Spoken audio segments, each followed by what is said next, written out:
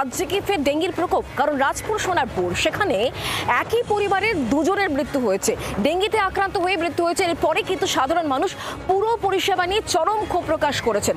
যদিও পুরো পরিষেবা নিয়ে যা অভিযোগ উঠছে সে সমস্ত গাফিলতির অভিযোগ উড়িয়ে দিয়েছেন কাউন্সিলর।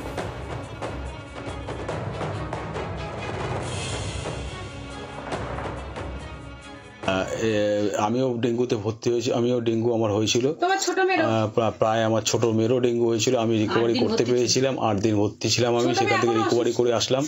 ছোট মেয়েটারও ডেঙ্গু হয়েছিল, ছোট মেয়েটাও রিসেন্ট একটু ভালো আছে, কিন্তু মানে এখনো পর্যন্ত লাস্ট ফাইনালি আরেকবার প্লেটলেটটা দেখার জন্য কালকে আরেকবার টেস্ট করানো হবে। এবং আমার পাশের বাড়ি, আমার সামনের বাড়ি, পিছনের বাড়ি, পুরো আমার অঞ্চলের প্রত্যেক বাচ্চারা প্রায় হসপিটালে ভর্তি। আমরা সেবার বিষয়টা হচ্ছে, আমরা বিপ্লব সর্দারের মৃত্যু বা সেটা ফ্যাক্টর নয়, আমরা প্রতিনিয়ত আমাদের পরিষ্কার চলে। আমি আপনাকে বলছি, আপনি ড্রেনগুলো দেখুন, আজকে পরিষ্কার করে যাচ্ছে, পরের দিনই থার্মোকল থেকে শুরু করে প্লাস্টিক থেকে শুরু করে ভরে যাচ্ছে।